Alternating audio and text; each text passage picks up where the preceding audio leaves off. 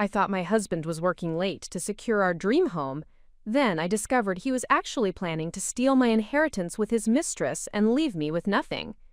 So I disappeared completely, taking everything they thought they could steal, and watched their perfect scheme crumble from a distance they never saw coming.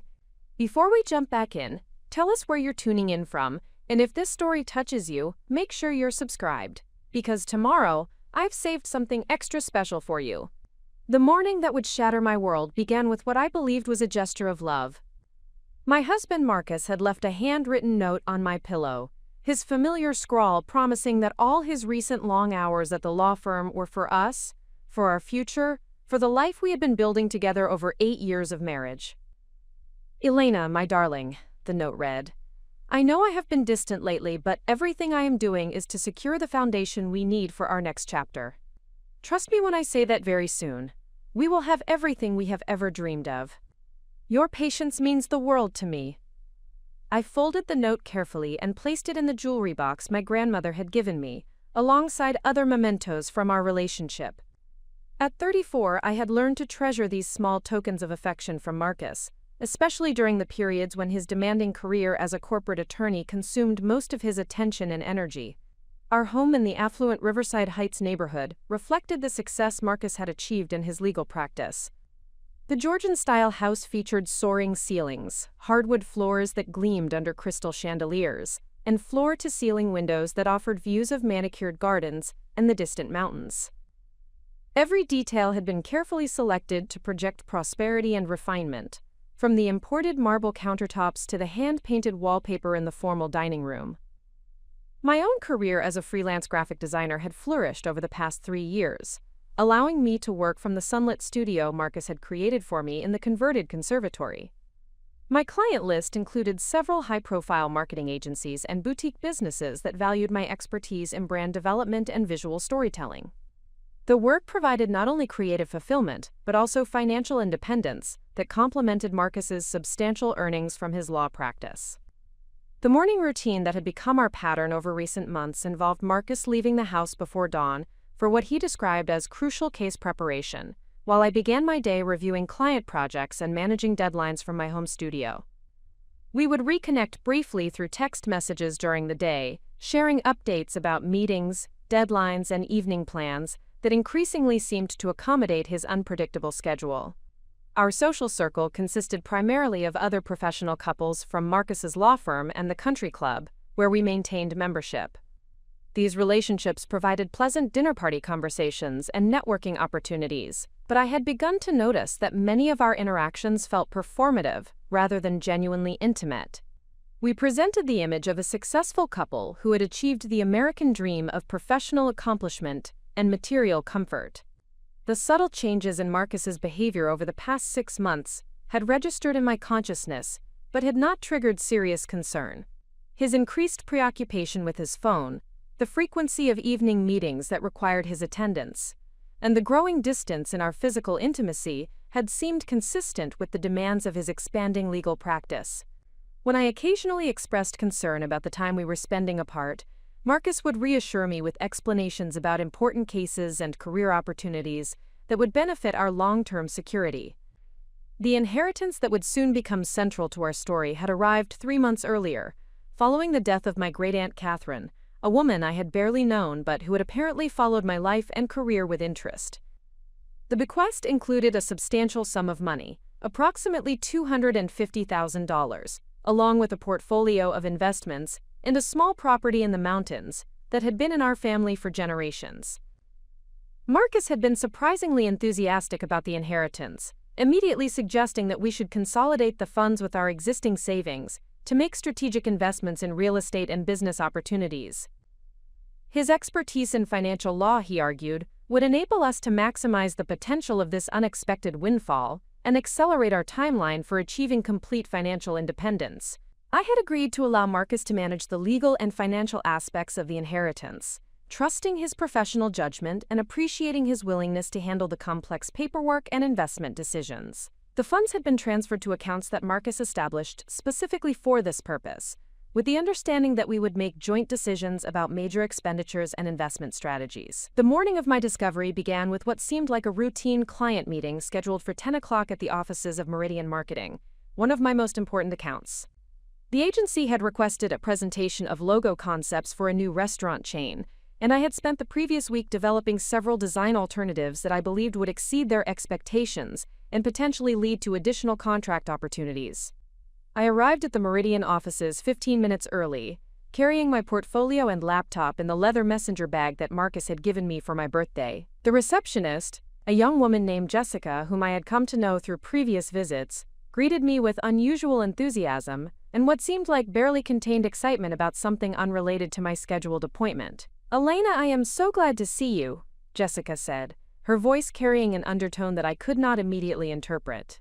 "I hope you do not mind me asking, but are you related to the Elena Vasquez who inherited property from Catherine Moreau recently?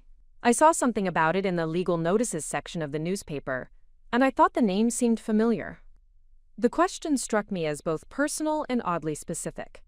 Legal notices about inheritance matters were typically formal announcements that attracted little attention from the general public, and I was surprised that Jessica would have noticed or remembered such details from routine newspaper content. "Yes, that was my great-aunt," I replied carefully, uncertain about why this information would be relevant to someone I knew only through professional interactions. It was quite unexpected, since I had not maintained close contact with that side of my family. Jessica's expression shifted in ways that seemed to reflect internal conflict about whether to continue the conversation. She glanced around the reception area, confirming that we were alone, before leaning forward with the conspiratorial posture of someone preparing to share sensitive information. "Elena, I probably should not be telling you this, but I overheard something yesterday that I think you should know about," Jessica said, her voice dropping to a whisper. "My boyfriend works at Hartwell Spencer & Associates, the law firm downtown, and he mentioned overhearing conversations about inheritance manipulation and asset transfer strategies that involved your name specifically." The words hit me like a physical blow, completely unexpected and immediately alarming. Marcus worked at Hartwell Spencer & Associates, and the idea that my inheritance was being discussed in professional contexts without my knowledge suggested circumstances that I had never considered possible. "What exactly did he hear?" I asked, maintaining composure while my heart rate accelerated and my mind began calculating the implications of Jessica's revelation. Jessica looked around the reception area again before responding, clearly uncomfortable with the position she had placed herself in by initiating this conversation. "He said there were discussions about legal strategies for transferring inherited assets and something about timing that needed to be coordinated with personal relationship changes. Elena, he specifically mentioned your husband's name in connection with these conversations." The meeting with Meridian Marketing proceeded as scheduled, but I found myself struggling to maintain focus on logo presentations and design concepts while processing the implications of Jessica's information. My client seemed pleased with the preliminary concepts, but I left the office with the unsettling awareness that my personal life might contain deceptions that I had never suspected. The drive home provided time to consider various explanations for what Jessica had reported, ranging from innocent professional discussions about estate planning to more troubling possibilities involving deliberate manipulation or concealment.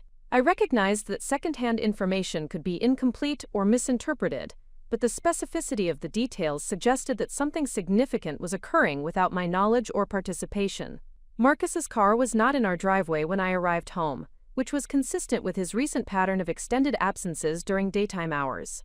I entered our house through the garage entrance, immediately noticing that his briefcase and jacket were not in their usual location by the door, suggesting that he had not returned home since leaving that morning. The decision to examine Marcus's home office was not premeditated, but arose from a combination of curiosity and growing concern about the information Jessica had shared. His office occupied a formal room on the first floor, featuring built-in bookcases, a mahogany desk, and filing cabinets that contained both his professional documents and our personal financial records. The desk surface appeared unusually organized, with documents arranged in neat stacks and file folders labeled with what seemed like deliberately generic descriptions, such as investment planning and asset management. I opened the center drawer, looking for anything that might provide context for the conversations Jessica had reported. The discovery that would change everything was tucked beneath a stack of legal pads in the bottom drawer of Marcus's desk. A manila folder labeled EV Estate Planning contained documents that I immediately recognized as related to my inheritance, but the content revealed planning and strategies that had never been discussed with me. The first document was a detailed analysis of my great-aunt's bequest, including valuations of the property and investments that were significantly higher than the figures Marcus had shared with me. According to this analysis, the total value of my inheritance exceeded $400,000, nearly double what I had been told. The second document was a timeline outlining steps for asset transfer and account consolidation, with target dates for moving funds into accounts that I did not recognize and had never authorized. The timeline indicated that these transfers were scheduled to be completed within the next 2 weeks. The third document was a copy of a legal form that appeared to grant Marcus power of attorney over my inherited assets, complete with what looked like my signature at the bottom. I stared at this signature for several minutes, recognizing that while it resembled my handwriting, I had no memory of signing any such document. The final document in the folder was a letter drafted on Marcus's law firm letterhead, addressed to the executor of my great-aunt's estate, requesting expedited processing of asset transfers and confirming authorization for Marcus to act on my behalf in all matters related to the inheritance. The letter was dated for the following week and awaited only Marcus's signature before being sent. I photographed each document with my phone, ensuring that I had clear images of every page and detail. The evidence painted a picture of systematic deception involving forged signatures, undisclosed asset valuations, and unauthorized legal representations that constituted serious violations of both professional ethics and criminal law. Preparing and narrating this story took us a lot of time, so if you are enjoying it, subscribe to our channel. It means a lot to us. Now back to the story. The sound of Marcus's car in the driveway interrupted my examination of his files, forcing me to quickly return everything to its original position and exit his office before he entered the house. I retreated to my studio, attempting to appear engaged in normal work activities while processing the magnitude of what I had discovered. Marcus entered the house with his usual cheerful demeanor, calling out greetings and asking about my day as if nothing had changed. His performance of normalcy felt grotesque given what I now knew about his activities and intentions, but I managed to respond with appropriate pleasantries while internally calculating my next steps. "How was your day, darling?" Marcus asked, appearing in my studio doorway with the smile that had once made me feel loved and protected, but now seemed calculated and manipulative. "Productive," I replied, maintaining eye contact while my mind raced through the implications of his question. Did he know that I had been in his office? Was he testing my knowledge of his activities? The Meridian presentation went well, and I think we will receive approval for the next phase of the project. "That is wonderful news," Marcus said, his tone carrying what seemed like genuine enthusiasm. "Your talent continues to amaze me, and I am so proud of everything you are accomplishing with your business." The compliment felt like another layer of deception, praise designed to maintain my trust while he systematically stole my inheritance and planned what I was beginning to suspect might be the end of our marriage. I smiled and thanked him, playing my part in the charade while planning my response to his betrayal. The evening proceeded with what had become our typical routine of separate activities in the same house. Marcus disappeared into his office to work on what he described as urgent legal briefs, while I remained in my studio, ostensibly working on client projects but actually researching legal remedies for inheritance fraud and identity theft. The information I found was both encouraging and alarming. Marcus's actions appeared to constitute multiple felonies, including forgery, fraud, and breach of fiduciary duty that could result in criminal prosecution and professional disbarment. However, the complexity of proving these crimes and recovering stolen assets could involve lengthy legal proceedings that might be expensive and emotionally devastating. As I sat in my studio that evening, surrounded by the tools of my trade and the life I had built with Marcus, I realized that my world had fundamentally changed in the space of a single afternoon. The man I had trusted with my heart, my home, and my financial security was systematically betraying that trust for his own benefit. The note he had left that morning, promising that everything he was doing was for our future, now read like a confession of his crimes wrapped in the language of love and devotion. His recent behavior, which I had attributed to professional stress and career ambition, was actually the methodical execution of a plan to steal my inheritance and, I was beginning to suspect, abandon our marriage once he had secured the assets he wanted. The discovery had transformed me from a trusting wife into someone who understood that her survival depended on her ability to think strategically and act decisively. The perfect life we appeared to have built together was revealed as an elaborate illusion designed to facilitate his theft of my family's legacy.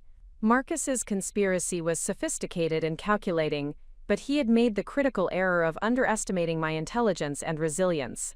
His plan depended on my continued ignorance and trust, but now that I understood his intentions, I had the opportunity to turn his own strategy against him. The woman who went to sleep that night was fundamentally different from the one who had awakened that morning reading his loving note.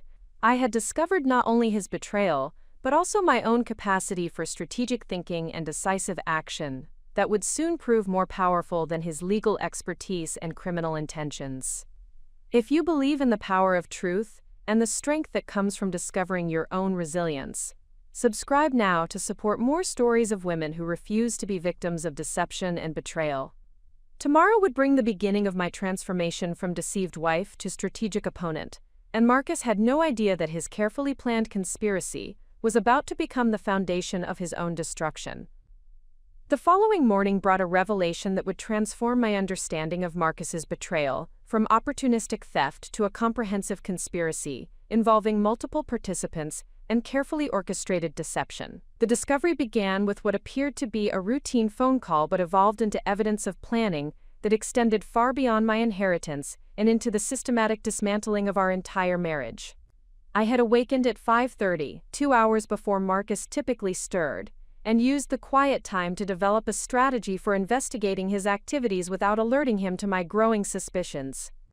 The previous evening had been spent researching legal procedures for inheritance fraud and identity theft, but I recognized that understanding the full scope of his conspiracy would require more comprehensive investigation than document examination alone could provide. The landline in our kitchen rang at 6:15, an unusual occurrence since most of our personal and professional contacts used our mobile phones for communication. Marcus remained asleep upstairs, and I answered the call expecting to hear from a client or service provider who had obtained our home number through business directories. "Good morning, this is Amanda calling from Pinnacle Real Estate Services," the voice said with professional courtesy. "I am calling to confirm the property viewing appointment scheduled for this afternoon at 2 o'clock for the Riverside Heights listing. Will both Mr. and Mrs. Richardson be attending the showing?" The name Richardson struck me as completely unfamiliar, and I realized immediately that the caller had reached an incorrect number or was seeking people who did not live at our address. However, the reference to Riverside Heights, our own neighborhood, suggested that the mistake might be more complex than simple misdirected communication. "I believe you may have reached the wrong number," I replied carefully. "There are no Richardsons at this address, and we have not scheduled any property viewings." Amanda's response revealed confusion that seemed genuine rather than scripted. "I apologize for the confusion, but I have Marcus Richardson and Elena Richardson listed as my 2 o'clock appointment for the property at 847 Maple Grove Lane. The appointment was scheduled through our online system yesterday evening, and confirmation was sent to the email address provided." The use of my first name in connection with the surname Richardson created an entirely new dimension of concern. Marcus's surname was Castellanos, and I had retained my maiden name of Vasquez throughout our marriage. The idea that someone was scheduling property viewings using my name with an incorrect surname suggested identity theft or impersonation that extended beyond inheritance fraud. "Could you please provide me with the email address that was used to schedule this appointment?" I asked, maintaining professional courtesy while my mind raced through the implications of this development. "Certainly." The appointment was made using the email address marcusrichardson.law@gmail.com, and the contact information included this phone number, along with a mobile number that I can provide if needed. The email address was completely unfamiliar to me, but the inclusion of legal terminology suggested connection to Marcus's professional activities. The use of Richardson as a surname in both the email address and appointment scheduling indicated deliberate identity creation rather than simple error or confusion. I obtained the mobile number from Amanda and confirmed the appointment details, including the specific property address and the names listed for the viewing. After ending the call, I immediately searched online for information about the Maple Grove Lane property and discovered that it was a luxury home priced at nearly $2 million, far exceeding the value of our current residence and requiring substantial financial resources for purchase. The discovery of the Richardson identity prompted me to conduct more comprehensive searches of Marcus's activities and communications. Using techniques I had learned through my graphic design work with security-conscious clients, I began examining our shared computer for recently accessed websites, email accounts, and document files that might provide additional information about his activities. The search revealed a browser history that had been partially cleared but still contained fragments of activity from the previous week. Among the remaining entries were multiple visits to real estate websites, luxury property listings, and financial services companies that specialized in wealth management and asset protection strategies. More significantly, I discovered evidence of recently accessed email accounts that I had never seen before, including the marcusrichardson.law@gmail.com address that Amanda had mentioned. While I could not access these accounts directly, the browser's autofill suggestions revealed additional email addresses and usernames that suggested Marcus had created an entire alternative identity for conducting activities he wanted to keep hidden from me. The investigation expanded when I realized that Marcus's manipulation of my inheritance might be connected to broader financial planning that involved our joint assets and future earning potential. I accessed our shared financial accounts using login credentials that Marcus had provided for household budgeting purposes, discovering transactions and transfers that had not been discussed or authorized. The bank records revealed a pattern of systematic asset movement that had been occurring over the past 3 months, coinciding precisely with the timeline of my inheritance. Funds had been transferred from our joint savings account into individual accounts that bore only Marcus's name, with transaction descriptions that suggested investment activities and business expenses that had never been mentioned in our financial discussions. The total amount of these transfers exceeded $50,000, representing nearly half of our combined savings and including money that I had contributed through my graphic design business over the past 2 years. The transfers had been structured in amounts just below the threshold that would trigger automatic reporting requirements, suggesting sophisticated understanding of banking regulations and deliberate intent to avoid detection. The most disturbing discovery was a series of transfers scheduled for the following week that would move the remaining funds from our joint accounts into accounts that I could not access.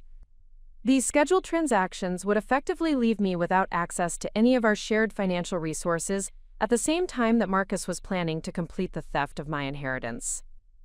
The coordination between these various financial activities revealed a level of planning and systematic deception that extended far beyond opportunistic theft. Marcus had been methodically positioning himself to control all of our shared assets while simultaneously stealing my inherited wealth, creating a situation where I would be left with no financial resources and no legal recourse. The phone call from Amanda had inadvertently revealed another dimension of his planning that involved establishing new identities and potentially relocating to a different area with stolen assets.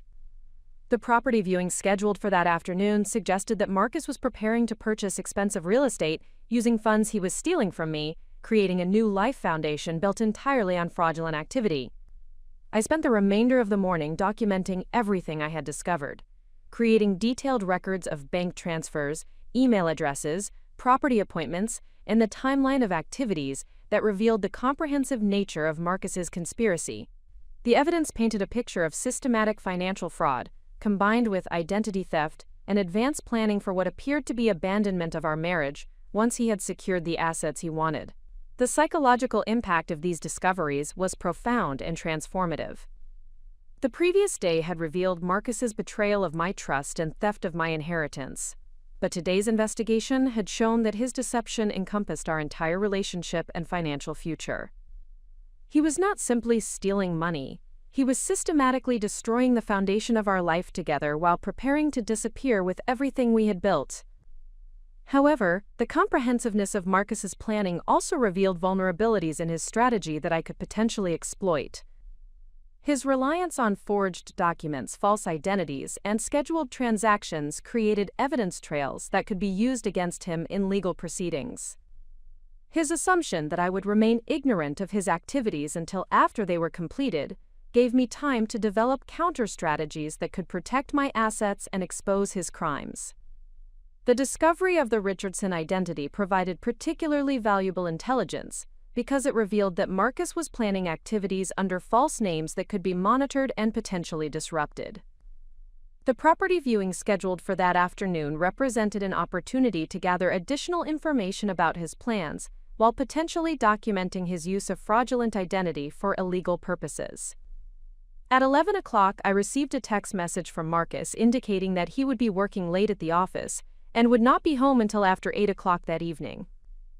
The message provided me with an opportunity to conduct additional investigation of his activities without risk of discovery, while also confirming that he had no knowledge of my growing awareness of his conspiracy. I used the afternoon to conduct comprehensive research on the legal and practical aspects of financial fraud, identity theft, and asset recovery. The information I gathered was both encouraging and sobering, revealing that while Marcus's activities constituted serious crimes with significant penalties, the process of proving these crimes and recovering stolen assets could be complex and time-consuming. The research also revealed that timing would be crucial in any legal response to Marcus's activities. Once he succeeded in transferring assets and potentially relocating under false identity, recovery could become significantly more difficult and expensive. The window of opportunity for preventing his theft and exposing his crimes was rapidly closing, requiring decisive action within the next few days. At 2 o'clock, I made a decision that would provide crucial intelligence about Marcus's plans, while demonstrating my growing commitment to strategic rather than passive response to his betrayal. I drove to the Maple Grove Lane property where Marcus had scheduled the viewing under the Richardson identity, positioning myself where I could observe without being detected. The luxury home was situated in an exclusive neighborhood that featured custom-built residences with extensive landscaping and privacy features. I parked across the street with a clear view of the property entrance, using my graphic design equipment to photograph and document any activities that might provide evidence of Marcus's fraudulent identity use. At precisely 2 o'clock, Marcus arrived at the property driving a silver BMW that I had never seen before. He was accompanied by a woman whom I did not recognize, someone who appeared to be in her late 20s with blonde hair and professional attire that suggested business or legal background. The sight of Marcus with this unknown woman provided the final piece of evidence I needed to understand the complete scope of his betrayal. This was not simply financial fraud motivated by greed.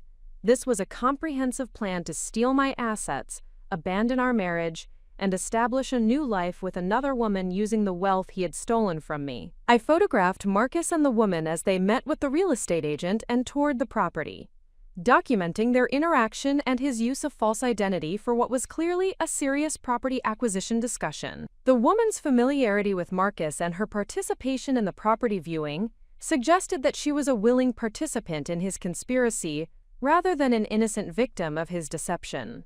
The property tour lasted approximately 45 minutes, during which I observed Marcus and the woman examining various aspects of the home and grounds with the attention of serious potential buyers. Their body language and interactions suggested intimate familiarity and shared planning that extended beyond casual acquaintance or professional relationship. When they concluded the property viewing, I followed their vehicles at a distance, discovering that they drove to an upscale restaurant in the downtown area, where they continued their discussion over what appeared to be a celebratory lunch. The woman's car bore a parking decal for Hartwell Spencer and Associates, Marcus's law firm, confirming that she was a colleague who had access to professional resources and legal expertise that could facilitate their conspiracy. The observation of Marcus with his accomplice provided emotional clarity that complemented the financial evidence I had been gathering. His betrayal was not a momentary lapse in judgment or opportunistic crime. It was a calculated conspiracy involving another person who understood the legal and financial aspects of what they were planning together. However, the comprehensive nature of their planning also revealed the extent of their vulnerability to exposure and legal consequences. Their use of false identities, forged documents, and fraudulent financial transactions created multiple opportunities for criminal prosecution and civil liability that could result in imprisonment and complete financial ruin for both participants. I returned home that afternoon with complete understanding of the conspiracy I was facing and absolute clarity about the strategic response that would be required to protect myself and ensure that Marcus and his accomplice faced appropriate consequences for their crimes. The investigation had transformed me from a confused victim into someone with comprehensive intelligence about enemy activities and the determination to use that intelligence effectively. The woman who had answered Amanda's phone call that morning had been seeking confirmation of routine business activity.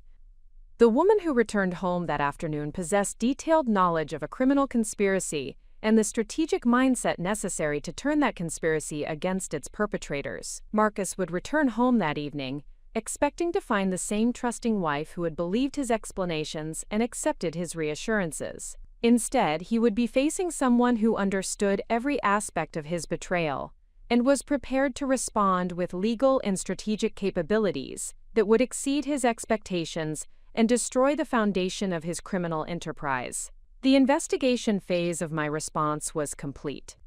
Tomorrow would begin the strategic implementation of countermeasures that would protect my assets, expose his crimes, and ensure that his conspiracy became the instrument of his own destruction rather than the foundation of his fraudulent new life. The transformation from victim to strategist required more than anger or determination.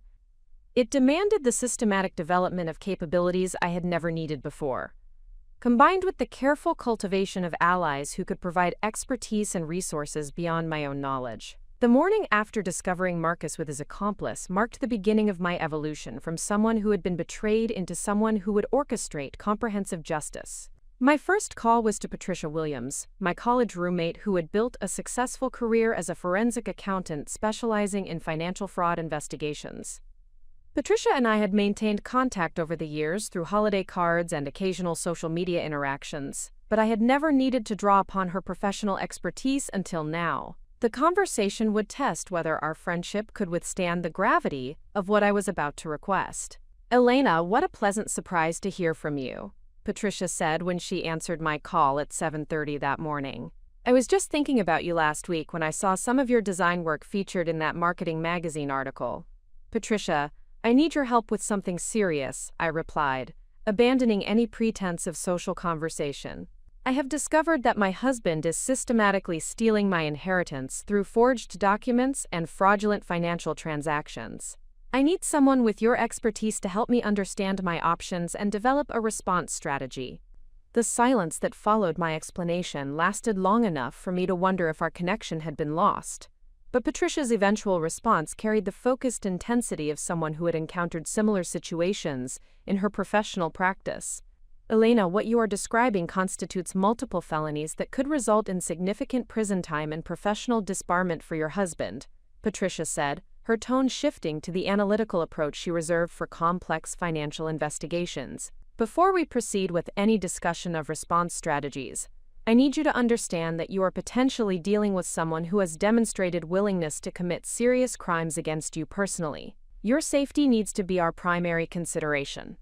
The conversation continued for nearly an hour, with Patricia providing detailed guidance on evidence preservation, legal documentation requirements, and safety precautions that would protect me while I developed comprehensive response to Marcus's conspiracy. Her expertise revealed aspects of financial fraud investigation that I had not considered, including the importance of maintaining normal behavior patterns to avoid alerting perpetrators before evidence could be secured and legal proceedings initiated. Patricia agreed to review the evidence I had gathered and provide professional analysis of the financial transactions and fraudulent documents. More importantly, she offered to connect me with legal professionals who specialized in inheritance fraud and criminal financial crimes, ensuring that my response would have appropriate legal foundation and procedural correctness. "Elena, I want you to understand something crucial about your situation," Patricia said as our conversation concluded. "Your husband has made a critical error by underestimating your intelligence and resources. He has planned this conspiracy assuming that you would remain passive and uninformed until it was too late for you to respond effectively. That assumption will become the foundation of his downfall, but only if you maintain strategic discipline and avoid emotional reactions that could compromise your position. The second critical conversation occurred with Dr. James Hartley, my family physician, who had known me for over 6 years and could provide both medical and personal perspective on the stress and health implications of my situation. The call was motivated by Patricia's emphasis on maintaining my physical and mental health during what would inevitably be a prolonged and emotionally challenging process. Dr. Hartley, I am facing a personal crisis that involves significant betrayal and financial fraud by my husband, I explained during our phone consultation. I need medical guidance on managing stress and maintaining my health while I navigate legal proceedings and major life changes. Dr. Hartley's response demonstrated both professional concern and personal understanding of the psychological impact that betrayal can have on individuals who have trusted completely and been systematically deceived. Elena, what you are describing represents a form of psychological trauma that can have significant physical and emotional consequences, Dr. Hartley explained. The combination of betrayal, financial threat, and uncertainty about your future can create stress responses that affect everything from sleep patterns to immune system function. We need to develop strategies that will maintain your health and decision-making capacity throughout this process. The medical consultation resulted in practical recommendations for stress management, nutrition, exercise routines, and sleep hygiene that would support my physical and mental resilience during the challenging months ahead. Dr. Hartley also provided referrals to mental health professionals who specialized in trauma recovery and could provide emotional support without compromising my legal position. The third essential conversation was with Maria Santos, a private investigator who had been recommended by Patricia for her expertise in financial crimes and domestic investigation. Maria's background included 15 years with the State Attorney General's office investigating white-collar crime, followed by a decade of private practice specializing in cases involving marital fraud and asset concealment. Mrs. Vasquez, I have reviewed the preliminary information that Patricia shared with me, and I believe your situation requires comprehensive investigation that goes beyond financial records, Maria explained during our initial consultation. Your husband's use of false identity and apparent relocation planning suggests sophisticated criminal activity that may involve additional accomplices and hidden assets that have not yet been discovered. Maria's analysis revealed dimensions of Marcus's conspiracy that I had not fully considered, including the possibility that his activities extended beyond stealing my inheritance and might involve client funds from his law practice or other criminal enterprises that could affect the scope and timeline of legal proceedings. The involvement of his colleague from the law firm creates additional complications and opportunities, Maria continued. If she is participating in criminal activity using firm resources or client information, there may be professional liability and regulatory violations that could accelerate the consequences of their actions while providing additional avenues for asset recovery. The investigation proposal that Maria presented was comprehensive and systematic, involving financial record analysis, surveillance activities, communication monitoring, and coordination with law enforcement agencies that could provide resources and authority beyond what private investigation could achieve. The scope of her proposed investigation would provide complete intelligence about Marcus's activities while building the foundation for criminal prosecution and civil asset recovery. The fourth crucial conversation occurred with attorney Rachel Morrison, a legal professional who specialized in inheritance law and financial fraud cases.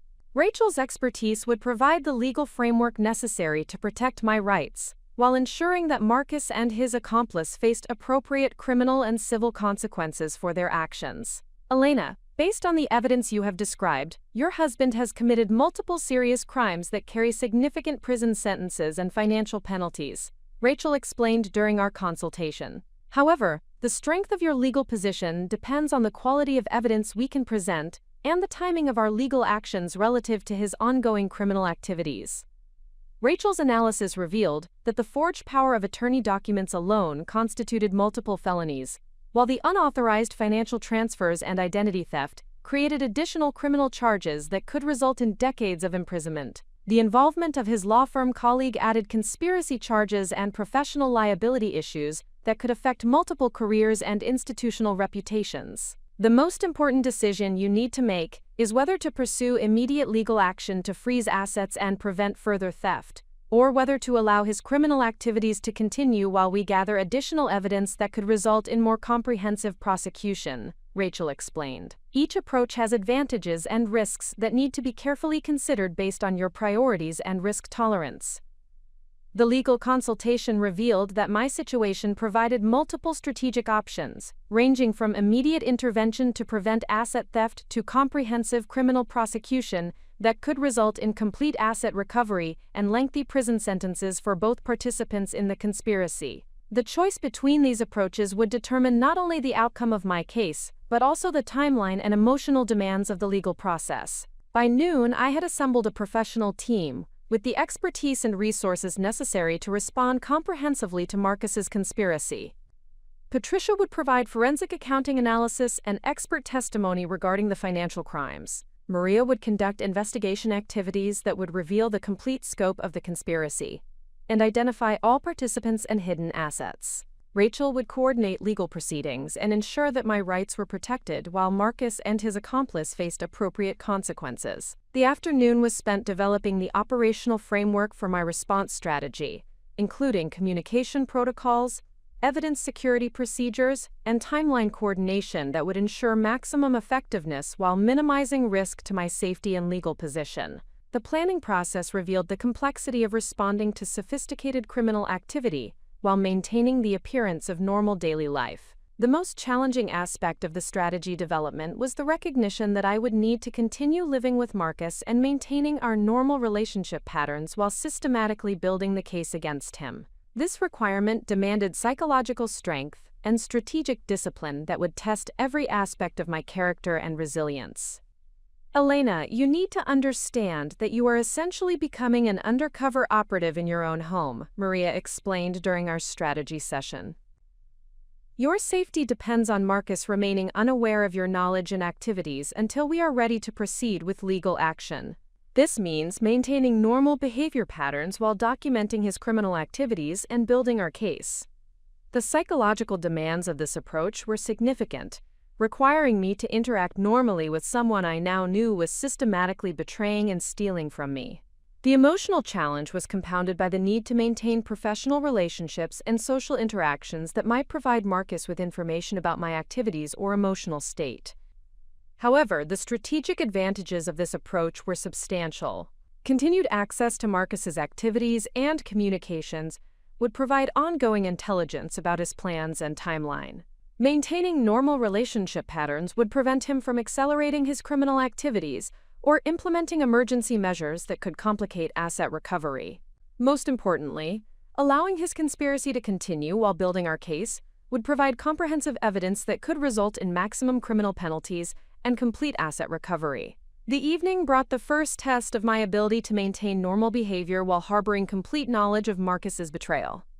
He returned home at 8:15, carrying flowers and wearing the apologetic expression that had become familiar during recent months when his work schedule had prevented normal interaction. Elena, I am sorry that I have been so distracted lately, Marcus said, presenting the flowers with what appeared to be genuine affection. The cases I am working on require intensive preparation, but I want you to know that everything I am doing is for our future together. The words that had once provided comfort and reassurance now sounded like confessions of criminal intent, wrapped in declarations of love. I accepted the flowers and thanked him with appropriate warmth, internally marveling at his ability to maintain the pretense of devoted husband, while systematically stealing my inheritance and planning to abandon our marriage. I understand that your work is demanding, I replied, maintaining eye contact, while my newly developed strategic mindset analyzed his words for additional intelligence about his activities and timeline. I appreciate everything you are doing, and I am proud of your dedication to providing security for our future. The conversation continued with what had become our typical evening routine of sharing information about our respective days while watching television and preparing for bed. Marcus appeared relaxed and satisfied, apparently confident that his conspiracy was proceeding according to plan, without any awareness of my growing knowledge or developing response strategy. However, I noticed subtle changes in his behavior that suggested possible concern about maintaining his deception. His phone usage had become more secretive, with frequent checks of messages and calls taken in private areas of the house. His physical intimacy had decreased further, with explanations about stress and fatigue that seemed designed to minimize emotional connection, that might complicate his planned abandonment. Most significantly, his questions about my daily activities had become more frequent and detailed, suggesting possible concern about my awareness of his activities or suspicion about changes in my behavior patterns. These subtle interrogations required careful responses that provided reassuring information without revealing the strategic intelligence I was developing. The psychological challenge of maintaining normal interaction with Marcus while knowing the complete scope of his betrayal was profound and transformative. Each conversation required strategic thinking about information management and emotional control that was developing capabilities I had never needed before. The experience was simultaneously exhausting and empowering, revealing reserves of strength and intelligence that I had not previously recognized in myself. As I prepared for bed that evening, I reflected on the remarkable transformation that had occurred in my life over the past 3 days. The woman who had awakened Monday morning reading Marcus's loving note had been trusting, dependent, and focused on maintaining relationship harmony. The woman preparing for sleep Wednesday evening possessed comprehensive intelligence about a criminal conspiracy, professional allies with expertise in financial fraud investigation, and a strategic mindset capable of orchestrating complex legal and investigative responses. The change was not simply about knowledge or circumstances. It represented a fundamental shift in my understanding of my own capabilities and resilience. The betrayal that was intended to destroy my financial security and emotional stability had instead revealed strengths and resources that would enable me to achieve justice, while building a foundation for independence and success that exceeded anything I had previously imagined. Marcus's conspiracy had been designed to exploit my trust and dependency, while providing him with stolen wealth and freedom to pursue his new relationship. Instead, his criminal activities had become the catalyst for my transformation into someone with the knowledge, allies, and determination necessary to ensure that his betrayal became the foundation of his own comprehensive destruction. The strategic planning phase was complete. Tomorrow would begin the systematic implementation of countermeasures that would protect my assets, document his crimes, and ensure that justice was served with precision and completeness that would exceed his worst expectations. The implementation of my counter-strategy required the delicate balance of maintaining normal domestic routines while systematically gathering evidence that would expose the full scope of Marcus's criminal enterprise.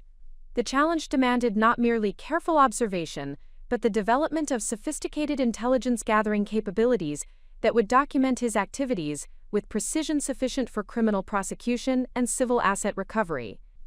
Thursday morning began with what appeared to be a routine breakfast conversation, but represented the first operational test of my ability to extract strategic information while maintaining the facade of unsuspecting wife. Marcus had received several text messages during the night, his phone buzzing with notifications that he checked immediately upon awakening, suggesting communications that required urgent attention or careful coordination.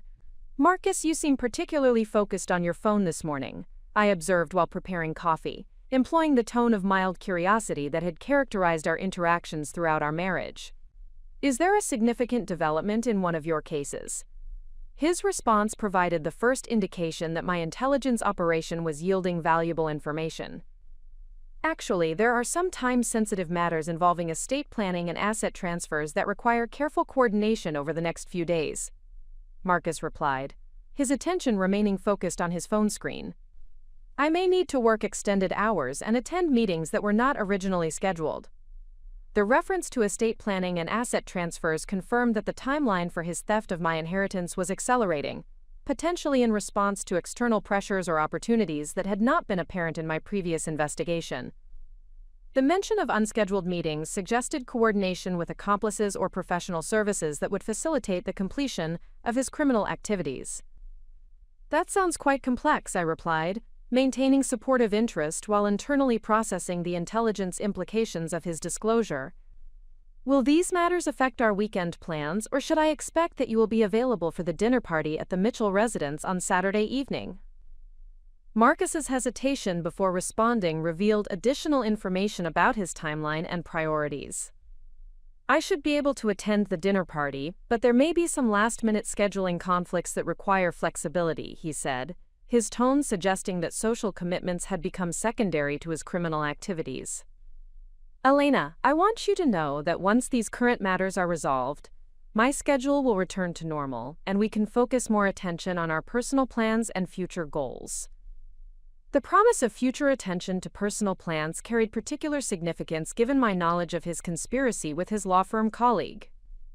His reference to resolution of current matters likely indicated completion of the asset theft and implementation of his plan to abandon our marriage, making his reassurances about future attention both deceptive and psychologically manipulative. After Marcus departed for his office, I initiated the first phase of systematic evidence collection that would document his criminal activities while he remained unaware of my knowledge or investigation. The approach required accessing his personal documents and communications without leaving traces that might alert him to my activities, demanding both technical skill and strategic timing that would ensure operational security. The examination of Marcus's home office revealed additional documents that had not been present during my initial investigation, suggesting that his criminal planning was advancing and requiring updated documentation or coordination materials. A new folder labeled Property Acquisition Timeline contained detailed schedules for financial transfers, legal document execution, and property closing procedures that provided comprehensive intelligence about the scope and timeline of his conspiracy. The property acquisition documents revealed that Marcus and his accomplice were planning to purchase not only the luxury residence I had observed them viewing, but also a second property in a resort community approximately 3 hours from our current location. The second property appeared to be intended as a vacation residence or potential relocation destination, suggesting that their post-theft planning included options for geographic distance from the scene of their crimes. The financial requirements for both property acquisitions exceeded $800,000, confirming that Marcus's theft was not limited to my inheritance, but included our joint assets and potentially additional funds from sources that had not yet been identified. The comprehensiveness of the financial planning suggested systematic embezzlement or fraud that extended beyond our personal relationship into his professional activities. Among the most significant discoveries was a detailed timeline showing that final asset transfers were scheduled for the following Tuesday, with property closings planned for the end of the following week. The timeline indicated that Marcus intended to complete his theft and disappear with his accomplice within 10 days, leaving me without financial resources or legal recourse if his plan succeeded.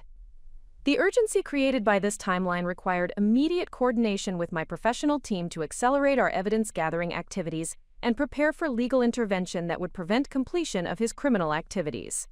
I contacted Patricia Williams to request emergency analysis of the financial documents I had discovered, emphasizing that immediate action might be necessary to prevent irreversible asset theft.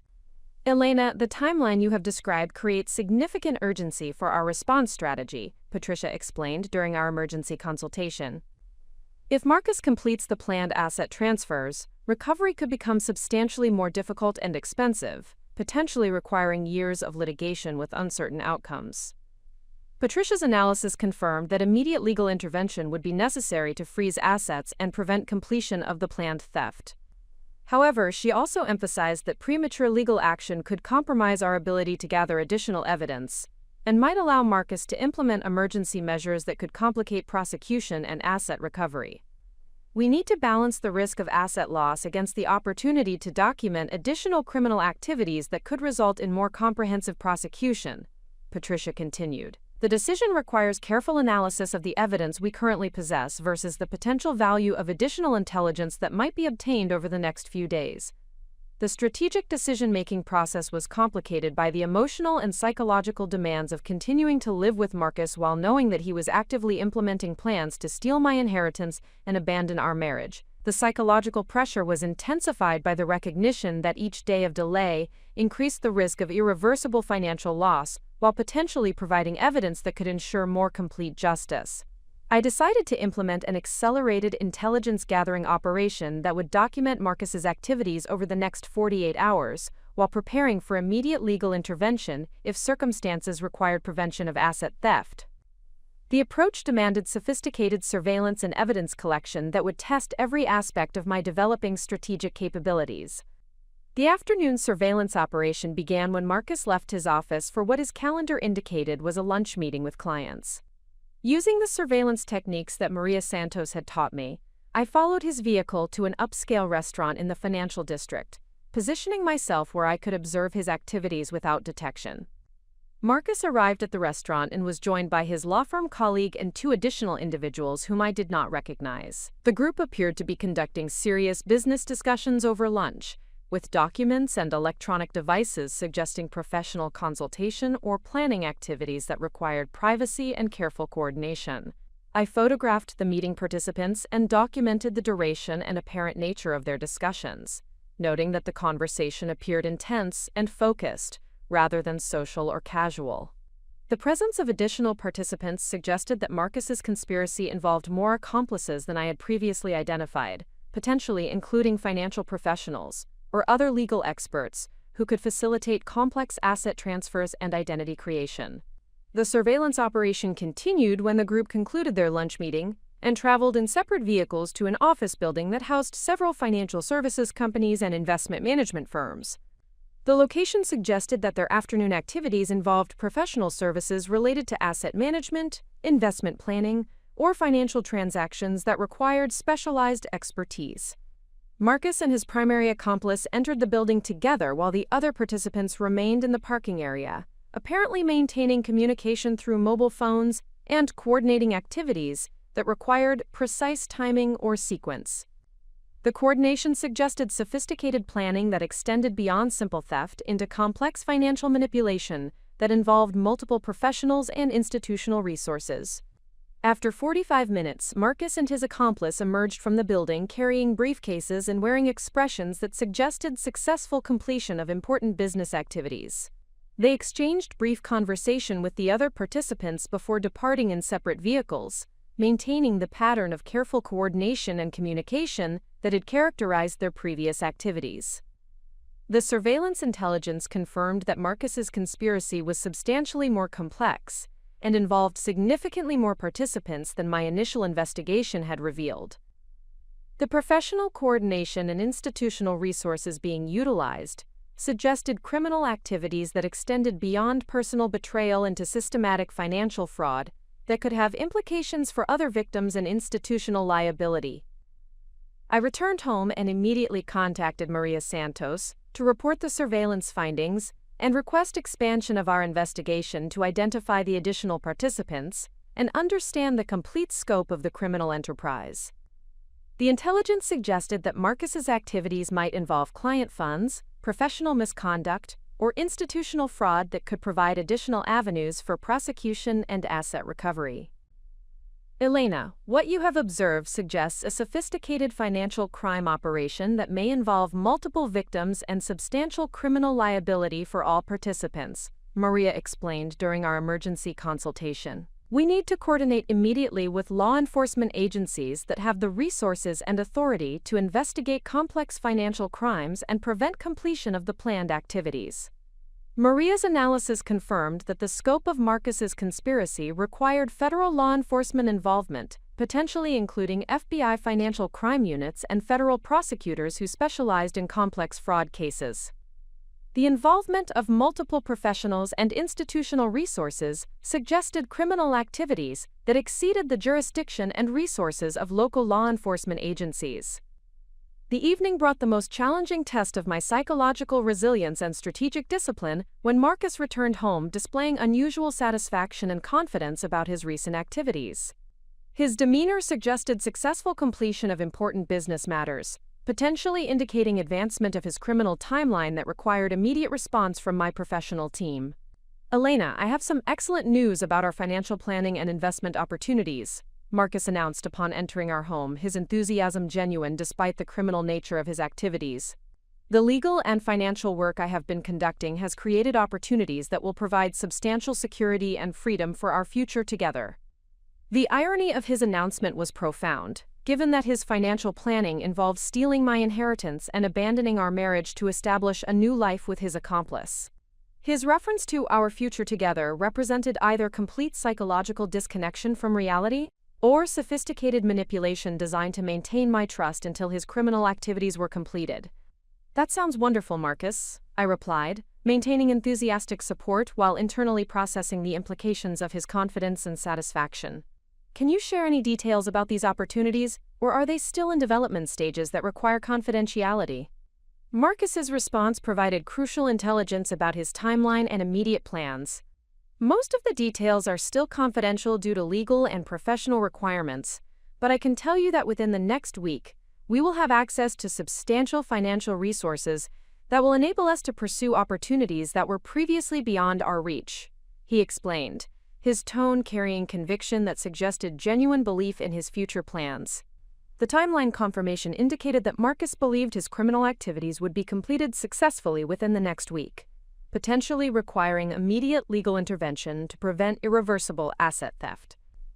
His confidence suggested that he had no awareness of my investigation or preparation of legal countermeasures, providing strategic advantage that needed to be preserved until optimal timing for legal action. The evening concluded with what had become our routine of separate activities in shared space, with Marcus focused on private communications and document review, while I maintained the appearance of normal work activities, while actually coordinating with my professional team about immediate response strategies and legal intervention timing. The intelligence operation had provided comprehensive understanding of Marcus's criminal activities, timeline, and accomplice network, while confirming that immediate legal action would be necessary to prevent completion of his theft. The evidence gathered over the past 4 days had documented multiple felonies involving sophisticated financial fraud, identity theft, and conspiracy that could result in decades of imprisonment for all participants. However, the most significant outcome of the intelligence operation was the complete transformation of my capabilities and strategic mindset. The woman who had discovered Marcus's initial betrayal 4 days earlier had been shocked and confused by evidence of theft and deception. The woman concluding the intelligence operation possessed comprehensive understanding of complex criminal activities, professional allies with specialized expertise, and strategic thinking capabilities that would enable systematic destruction of the conspiracy that had been designed to destroy her life. The psychological journey from trusting wife to strategic operative had revealed personal strengths and intellectual capabilities that I had never recognized or developed previously.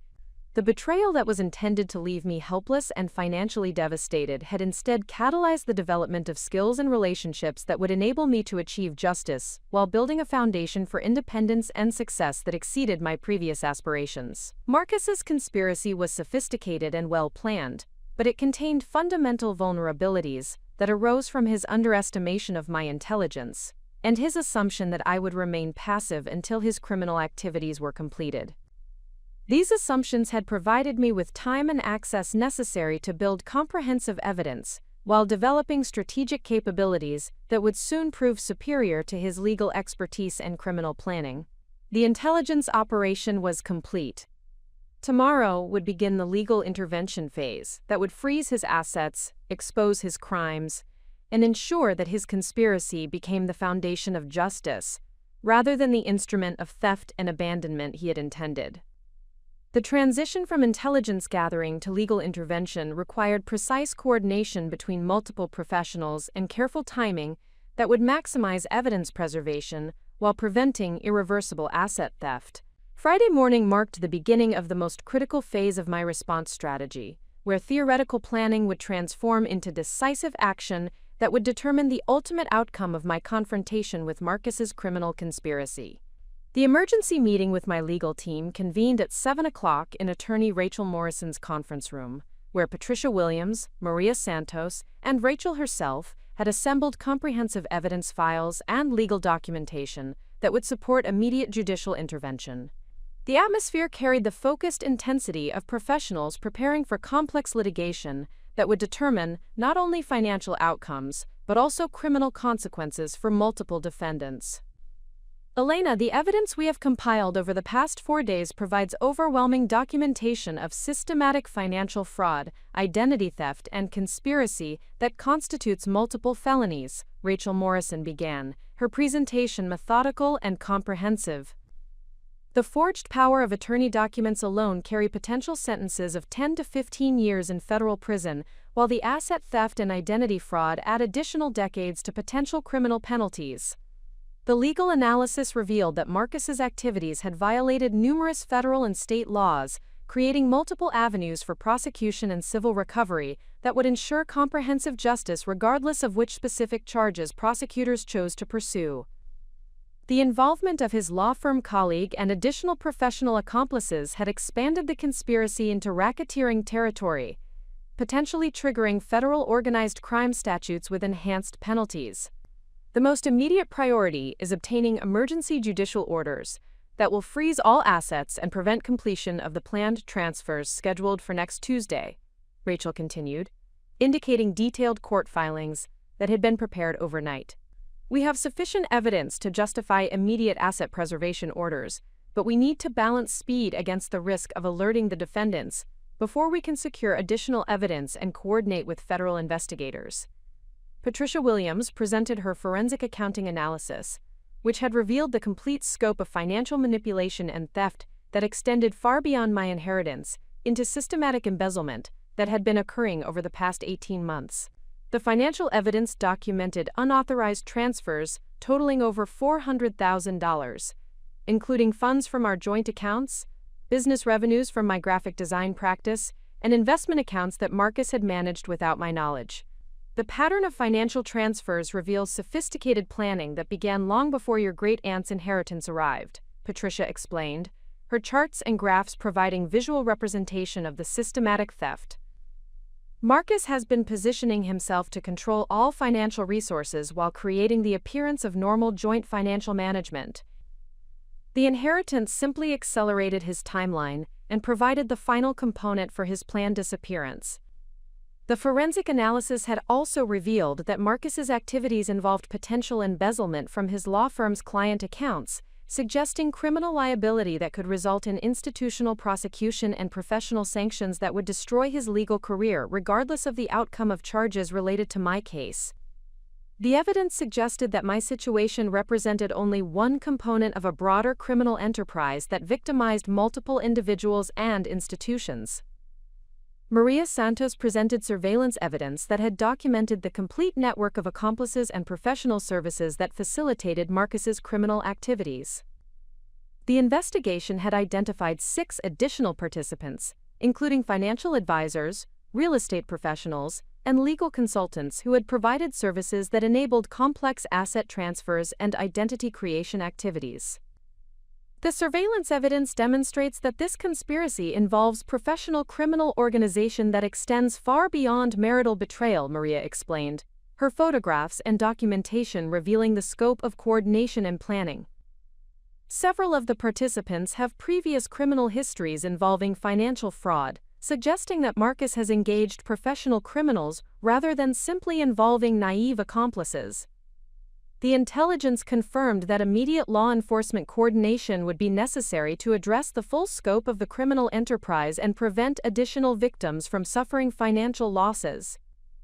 The FBI Financial Crimes Unit had been briefed on the case and was prepared to initiate federal investigation that would provide resources and authority beyond what state and local agencies could offer. The legal strategy that emerged from the team meeting involved coordinated civil and criminal actions that would freeze assets immediately, while building comprehensive prosecution cases against all participants in the conspiracy. The approach would ensure that Marcus and his accomplices faced maximum legal consequences while providing complete asset recovery and financial restitution for all victims. Elena, you need to understand that once we initiate legal action, your life will change dramatically and permanently, Rachel Morrison emphasized as the meeting concluded. Marcus will be arrested and charged with multiple felonies, your marriage will effectively end, and you will become the primary witness in federal criminal proceedings that could last for months or years. The psychological preparation for this transition was as important as the legal and financial planning. The woman who had discovered Marcus's betrayal 1 week earlier had been focused on understanding and responding to immediate threats. The woman preparing to initiate comprehensive legal action possessed the strategic mindset and professional support necessary to navigate complex criminal proceedings while rebuilding her life on foundations of independence and justice. The afternoon was spent finalizing legal documentation and coordinating with federal investigators who would execute search warrants and asset seizure orders simultaneously with the filing of civil complaints and criminal charges. The precision required for this coordination demanded careful timing that would prevent any advance warning that might allow the defendants to destroy evidence or transfer additional assets. The most challenging aspect of the preparation was maintaining normal behavior patterns with Marcus, while knowing that within 24 hours, federal agents would be arresting him and seizing all assets involved in his criminal activities. The psychological demands of this deception required every aspect of the strategic discipline I had developed over the past week. Marcus returned home that evening displaying unusual tension and preoccupation that suggested potential awareness of increased risk or timeline pressure related to his criminal activities. His behavior included frequent phone calls conducted in private areas of the house and repeated checking of financial account balances and investment portfolios, suggesting possible concern about detection or interference with his planned activities.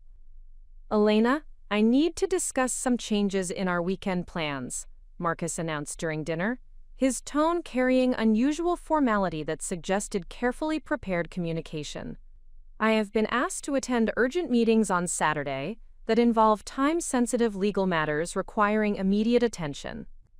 The reference to urgent meetings suggested that Marcus's criminal timeline was accelerating, potentially in response to external pressures or opportunities that required modified planning.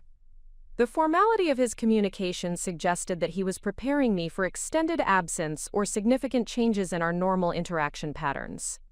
"Of course, Marcus, I understand that your professional responsibilities sometimes require schedule adjustments," I replied, maintaining supportive understanding while internally processing the intelligence implications of his announcement.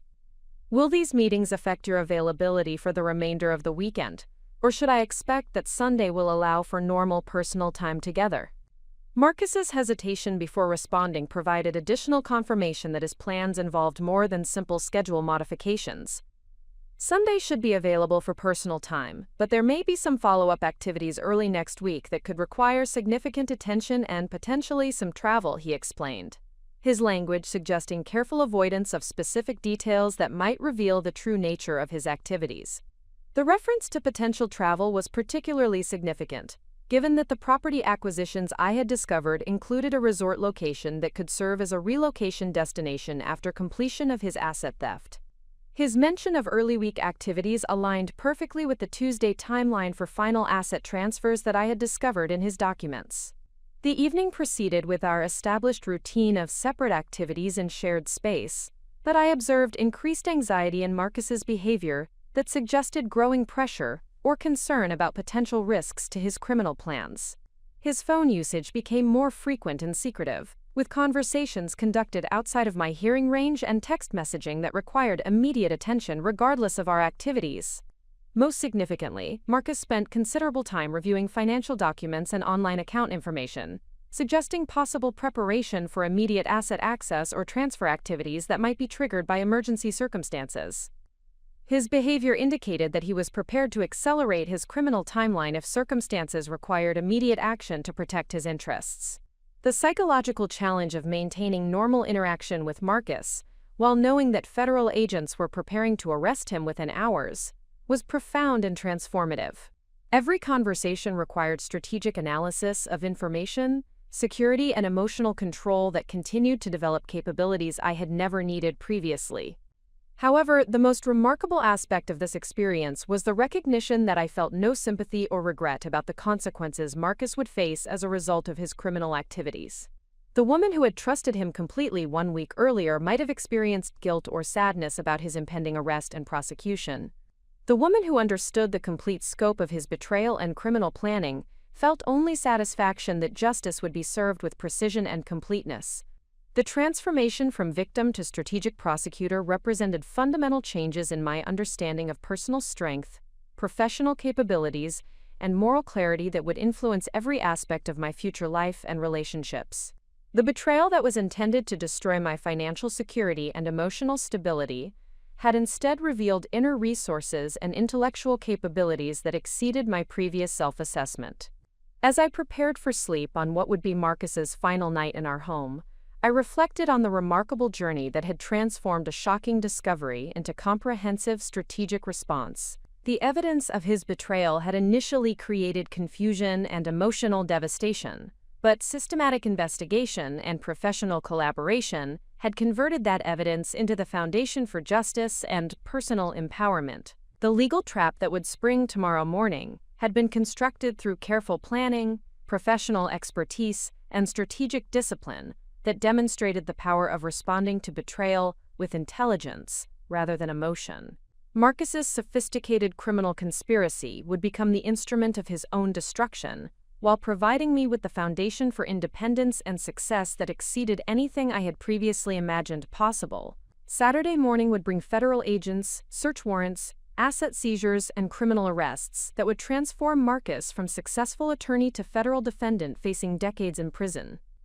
The conspiracy that he had designed to steal my inheritance and abandon our marriage would instead provide prosecutors with evidence for comprehensive criminal cases that would ensure complete justice for all victims. The woman who would wake up tomorrow morning possessed strategic capabilities, professional relationships, and personal strength that had been forged through the most challenging week of her life. The betrayal that was intended to leave her helpless and financially devastated had instead created someone capable of orchestrating complex legal responses while building foundations for future success that were based on competence, independence, and moral clarity.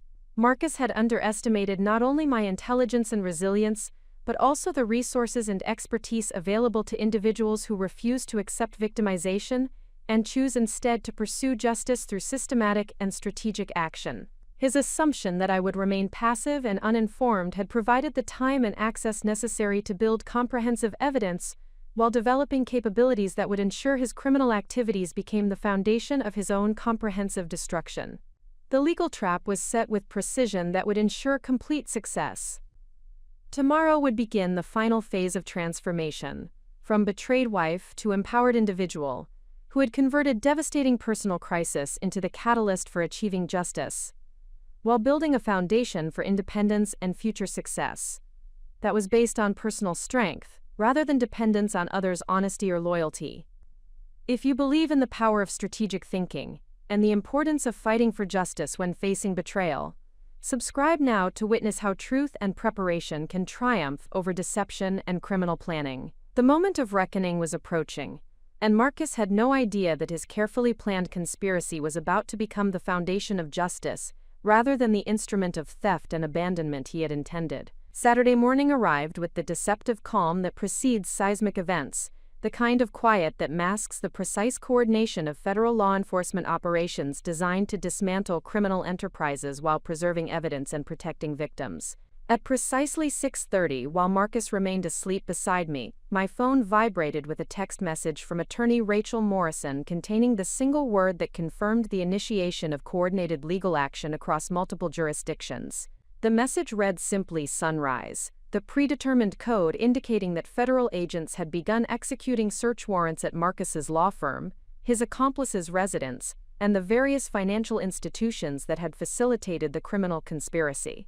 Within the next 4 hours, the sophisticated criminal enterprise that Marcus had spent months constructing would be systematically dismantled by professionals whose expertise in financial crimes investigation exceeded his legal knowledge and criminal planning capabilities. I rose from bed with careful attention to maintaining normal morning routines, understanding that the next several hours would require the most sophisticated performance of my entire intelligence operation. Marcus needed to remain unaware of the coordinated legal action until federal agents arrived at our residence with arrest warrants and asset seizure orders that would prevent any possibility of evidence destruction or emergency asset transfers. The challenge of maintaining normal behavior while federal agents simultaneously executed search warrants at locations throughout the city demanded psychological control and strategic discipline that utilized every aspect of the capabilities I had developed over the previous week. The woman who had discovered Marcus's initial betrayal would have been overwhelmed by the complexity and emotional intensity of coordinating such comprehensive legal response. The woman preparing coffee while federal operations proceeded around the city possessed the strategic mindset and professional coordination skills necessary to ensure optimal outcomes for all aspects of the legal intervention. Marcus awakened at 7:15 with his typical Saturday morning routine, displaying no awareness that his criminal conspiracy was being systematically exposed and documented by federal investigators operating at his professional and personal locations.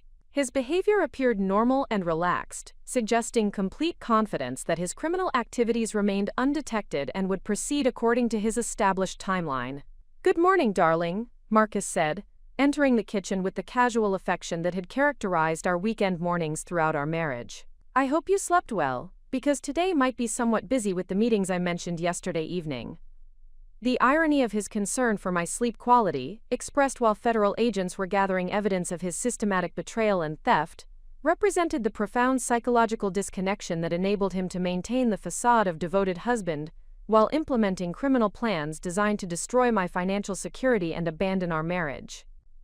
"I slept quite well, thank you," I replied, maintaining the warm domestic interaction that had been our pattern while internally calculating the timeline for federal agent arrival and arrest procedures. "Will your meetings require you to leave early this morning, or do we have time for normal breakfast together?"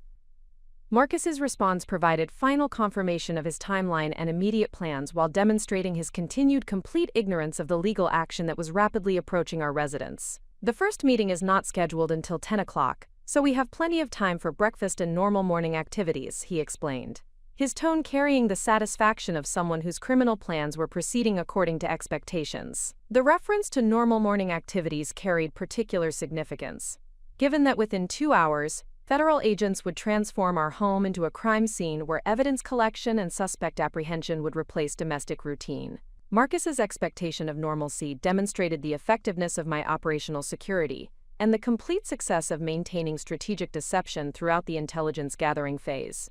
At 8:30, while Marcus showered and prepared for what he believed would be criminal meetings designed to complete his theft of my inheritance, I received the second coordinated communication from my legal team confirming successful execution of the initial phase of federal operations. Patricia Williams sent a brief message indicating that forensic accountants were already analyzing financial records seized from the law firm, while Maria Santos confirmed that surveillance evidence had been coordinated with federal investigators who were documenting the complete network of criminal accomplices. The precision and effectiveness of the coordinated operation exceeded even my most optimistic expectations for legal intervention.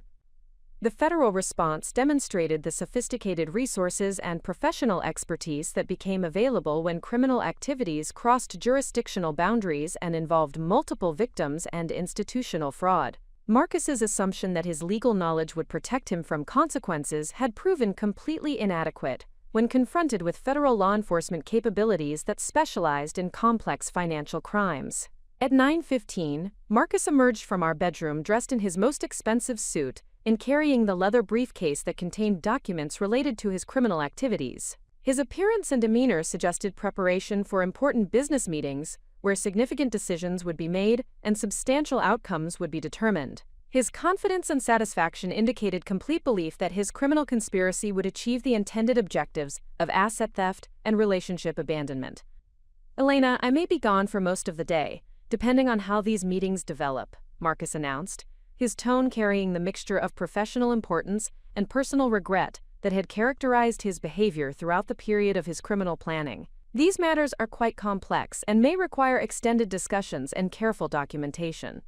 The reference to careful documentation was particularly ironic, given that federal agents were simultaneously documenting his criminal activities with precision that would ensure comprehensive prosecution and maximum criminal penalties. His concern about extended discussions would prove prophetic, although the discussions would occur in federal custody rather than criminal conspiracy meetings.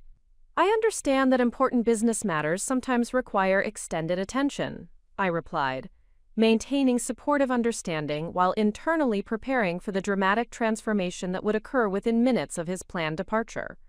"I hope your meetings proceed successfully and achieve the outcomes you have been working toward." The expression of hope for successful outcomes carried layers of meaning that Marcus could not perceive. His criminal conspiracy would indeed achieve outcomes, although those outcomes would involve federal prosecution, asset forfeiture, and decades of imprisonment, rather than the luxury lifestyle and relationship freedom he had planned. At 9:45, Marcus collected his briefcase and moved toward the garage entrance, displaying the confident stride of someone who believed his criminal activities had succeeded in achieving their intended objectives without detection or interference. His farewell kiss carried what appeared to be genuine affection, representing either complete psychological compartmentalization or sophisticated manipulation designed to maintain my emotional attachment until his planned abandonment could be implemented. The moment Marcus's vehicle cleared our driveway, I positioned myself at the front window where I could observe the arrival of federal agents while maintaining communication with my legal team about timing and coordination of the arrest and asset seizure procedures. The transition from intelligence operation to legal intervention required precise timing that would ensure optimal evidence preservation and prevent any possibility of flight or asset concealment. At exactly 10 o'clock, 3 black SUVs arrived simultaneously at our residence, their coordinated approach indicating professional law enforcement operation rather than routine investigation or inquiry. The vehicles discharged 12 federal agents wearing protective equipment and carrying search warrants, asset seizure orders, and arrest documentation that would transform Marcus from successful attorney to federal defendant within the next several hours. Special Agent Jennifer Walsh, the lead investigator for the FBI Financial Crimes Unit, approached our front door with the authoritative bearing of someone whose professional experience included numerous similar operations involving sophisticated financial fraud and criminal conspiracy. Her presentation of credentials and legal documentation was methodical and comprehensive, ensuring that all procedures would withstand subsequent legal scrutiny and appeal processes. Mrs. Vasquez, I am Special Agent Walsh with the Federal Bureau of Investigation, she announced, her tone carrying professional courtesy combined with serious authority. We have federal warrants for the search of these premises and the seizure of assets related to an ongoing investigation of financial fraud and criminal conspiracy. We also have arrest warrants for Marcus Castellanos in connection with multiple federal charges involving identity theft, financial fraud, and conspiracy to commit racketeering. The moment represented the culmination of my transformation from betrayed victim to strategic prosecutor, whose intelligence gathering and professional coordination had provided federal authorities with evidence sufficient to justify comprehensive legal action against a sophisticated criminal enterprise. The warrants and legal documentation represented validation of every aspect of my investigation and strategic response to Marcus's betrayal. Agent Walsh, I am prepared to provide complete cooperation with your investigation and have been working with legal counsel to ensure that all relevant evidence is available for your examination, I replied, maintaining professional composure while internally experiencing profound satisfaction that justice was being implemented with precision and completeness. The search of our residence proceeded with systematic thoroughness that documented every aspect of Marcus's criminal activities, while preserving evidence according to federal standards that would ensure admissibility in subsequent criminal proceedings. The agent's expertise in financial crimes investigation revealed additional evidence that I had not discovered during my own intelligence gathering, including hidden communication devices and encrypted document storage that suggested even more sophisticated criminal planning than I had identified. The discovery of Marcus's hidden safe concealed behind false panels in his office wall revealed the complete scope of his criminal enterprise and confirmed that my situation represented only one component of systematic fraud that had victimized numerous individuals and institutions over the past several years. The safe contained forged identity documents, offshore account information, and detailed records of embezzlement from his law firm's client accounts that documented criminal activities totaling over $2 million. Agent Walsh's analysis of the evidence confirmed that Marcus's criminal conspiracy warranted federal prosecution under organized crime statutes that carried potential sentences of life imprisonment without parole. The systematic nature of his fraud, the multiple victims involved, and the sophisticated planning demonstrated criminal enterprise that exceeded simple financial theft and entered territory typically associated with professional criminal organizations. Mrs. Vasquez, the evidence we have discovered confirms that your situation involves sophisticated criminal enterprise that has affected numerous victims over an extended period, Agent Walsh explained as the search proceeded. Your intelligence gathering and evidence preservation have been instrumental in enabling us to document the complete scope of these criminal activities and identify all participants in the conspiracy. The federal investigation had also revealed that Marcus's law firm colleague, identified as attorney Sarah Mitchell, had been operating similar schemes targeting other wealthy clients of the firm, using her position to identify potential victims and coordinate asset theft with Marcus and other criminal accomplices. The scope of their criminal enterprise exceeded individual relationship betrayal and represented systematic exploitation of professional positions for personal enrichment through fraud and theft. At 11:30, federal agents coordinating the operation across multiple locations confirmed that Marcus had been arrested at the offices of Continental Financial Services, where he had arrived expecting to finalize asset transfers that would complete his theft of my inheritance. The arrest had been coordinated with seizure of additional evidence and assets, including the luxury vehicles he had purchased using stolen funds and the financial accounts he had established under false identities. The arrest report indicated that Marcus had initially attempted to claim legal privilege and professional immunity, apparently believing that his legal credentials would provide protection from federal prosecution for financial crimes. His surprise and confusion upon arrest suggested complete shock that his criminal activities had been discovered and documented, confirming the effectiveness of my operational security throughout the intelligence gathering process. Sarah Mitchell had been arrested simultaneously at her residence, where federal agents had discovered additional evidence of the criminal conspiracy, including detailed victim profiles, forged legal documents, and communication records that documented coordination of systematic fraud over the past 3 years. Her arrest had been accompanied by seizure of luxury assets purchased with stolen funds, including jewelry, artwork, and real estate, that represented the proceeds of numerous criminal schemes. The coordinated arrests and asset seizures had also resulted in charges against 4 additional accomplices who had provided professional services that facilitated the criminal conspiracy. These individuals included financial advisors, real estate agents, and document specialists who had knowingly participated in identity theft and asset transfer activities in exchange for substantial fees paid from stolen funds. By noon, the federal operation had achieved complete success in dismantling the criminal enterprise, while preserving all evidence necessary for comprehensive prosecution of all participants. The precision and coordination of the law enforcement response had prevented any possibility of evidence destruction, asset concealment, or flight by the defendants, ensuring that justice would be served with maximum effectiveness. The transformation of our residence from domestic space to federal crime scene represented the physical manifestation of my personal transformation from betrayed victim to empowered individual whose strategic response had achieved comprehensive justice. The evidence collection and documentation procedures confirmed that every aspect of Marcus's betrayal had been exposed and would result in appropriate legal consequences.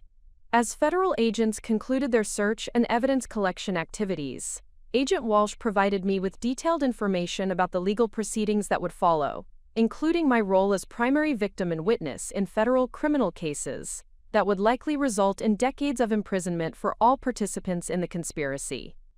Mrs. Visoas, I want you to understand that your intelligence gathering and strategic response have enabled us to achieve complete success in exposing and prosecuting this criminal enterprise, Agent Walsh concluded.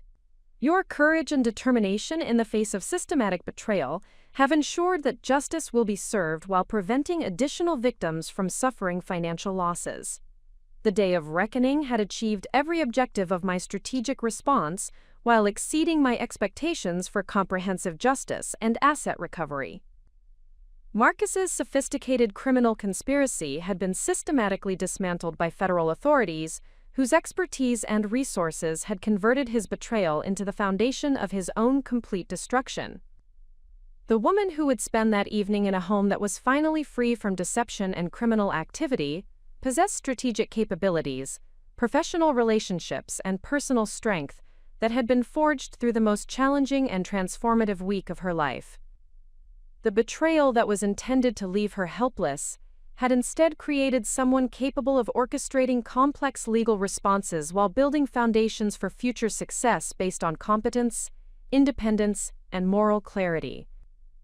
The immediate aftermath of the federal operation transformed my residence from an active crime scene into a sanctuary of justice, where comprehensive evidence preservation had ensured that every aspect of Marcus's criminal conspiracy would face appropriate legal consequences. The silence that followed the departure of federal agents carried profound significance, representing not emptiness but rather the complete absence of deception and criminal activity that had contaminated my home environment for months without my awareness. Special Agent Jennifer Walsh remained at my residence for an additional 2 hours after the primary search operation concluded, conducting detailed interviews that would establish my role as primary victim and key witness in the federal criminal proceedings that would determine the ultimate consequences for all participants in the conspiracy. Her questions were methodical and comprehensive, designed to document the complete timeline of my discovery process while establishing the legal foundation for asset recovery and victim restitution procedures. Mrs. Vasquez, the evidence we have collected today confirms that you have been the victim of systematic financial crimes that warrant complete asset recovery and substantial restitution beyond the direct theft of your inheritance. Agent Walsh explained, her analysis based on preliminary examination of the documents and electronic records seized during the search operation. The federal charges we will be pursuing carry mandatory restitution requirements that will ensure you recover not only your stolen assets but also compensation for the damages and losses you have suffered as a result of this criminal conspiracy. The scope of asset recovery exceeded my most optimistic expectations for financial restitution, encompassing not only the theft of my inheritance and joint assets but also compensation for professional losses, emotional damages, and punitive awards that would reflect the severity of the crimes committed against me.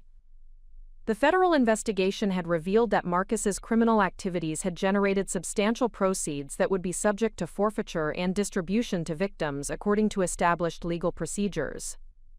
Agent Walsh provided detailed information about the federal asset forfeiture process, which would freeze all assets purchased with stolen funds, while legal proceedings determined appropriate distribution to victims and recovery of criminal proceeds.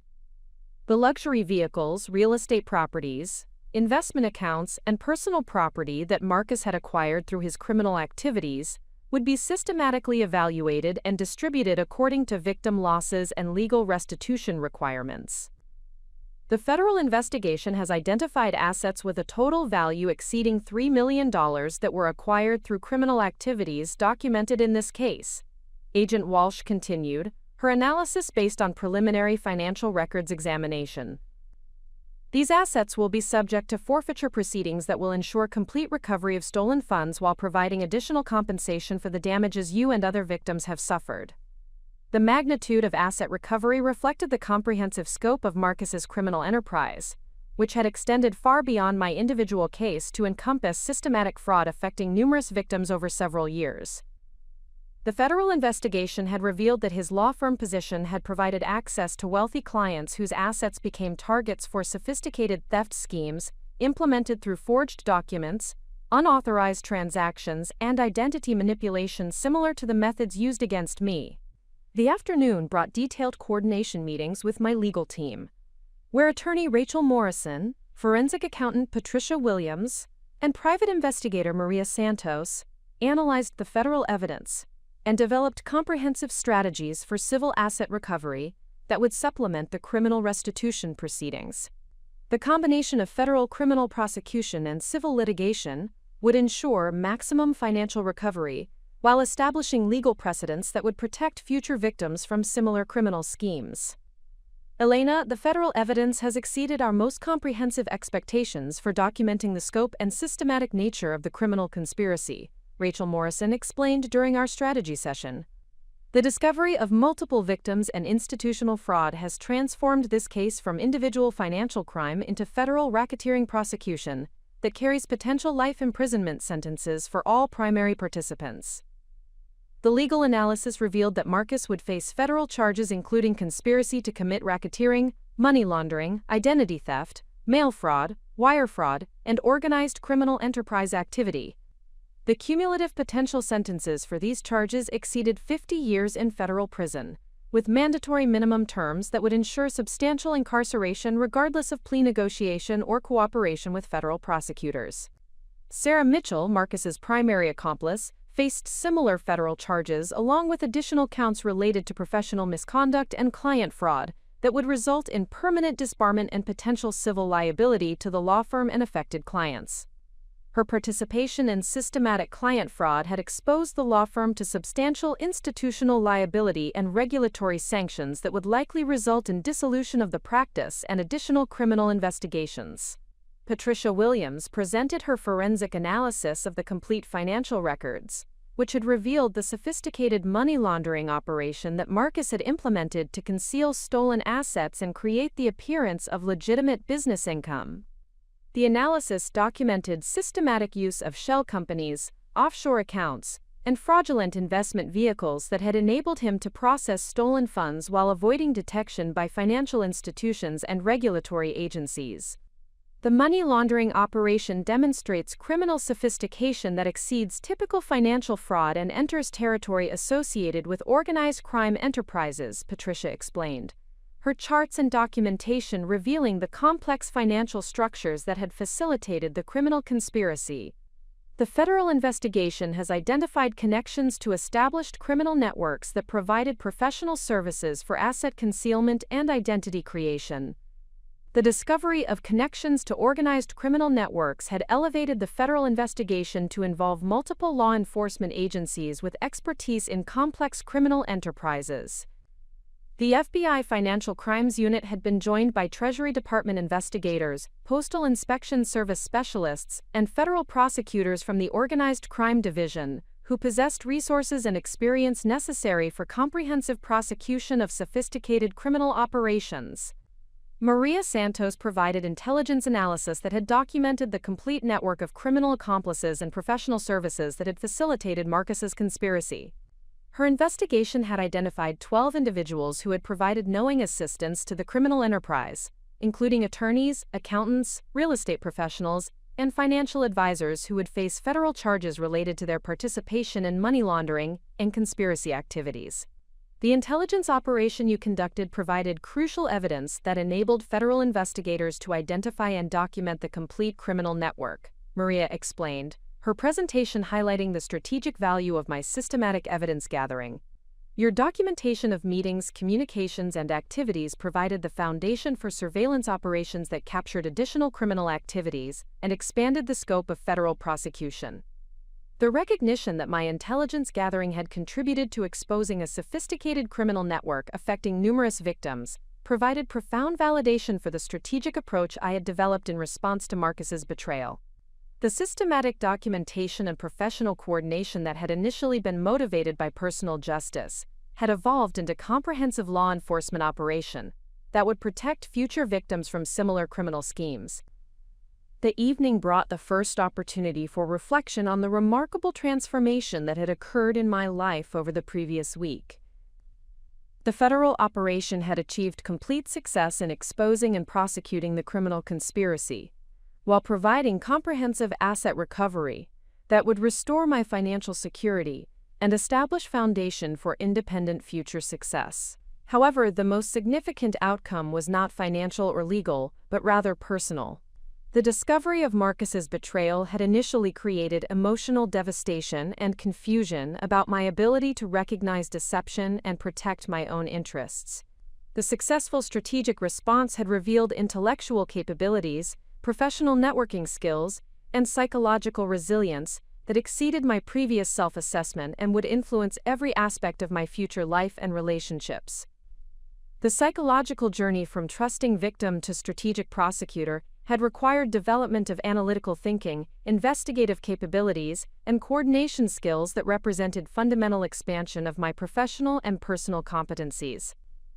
The woman who had discovered Marcus's initial document forgery 1 week earlier possessed different capabilities and self-understanding than the woman who had orchestrated comprehensive federal prosecution of sophisticated criminal enterprise. The transformation was not simply reactive response to external crisis but rather proactive development of strategic thinking and professional relationships that would provide permanent foundation for independence and success. The betrayal that was intended to destroy my financial security and emotional stability had instead catalyzed personal growth that would enable achievements and contributions that exceeded my previous aspirations and limitations. The federal prosecution timeline would extend over the next 18 months, during which I would serve as primary witness in criminal proceedings while simultaneously pursuing civil litigation for additional damages and asset recovery. The legal proceedings would require sustained engagement with complex judicial processes, but my professional team had demonstrated expertise and dedication that would ensure optimal outcomes for all aspects of the case. The asset recovery process had already begun with federal seizure of Marcus's luxury vehicles, real estate properties, and financial accounts that contained proceeds from criminal activities. The preliminary valuation exceeded $2.5 million in assets that would be subject to forfeiture and victim restitution distribution, ensuring complete recovery of my stolen inheritance along with substantial additional compensation for damages and losses.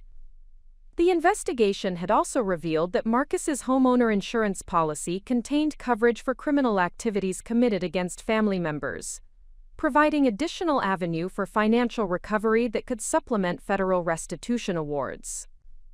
The insurance claim would be processed independently of criminal proceedings, potentially providing immediate financial resources, while federal asset forfeiture procedures were completed.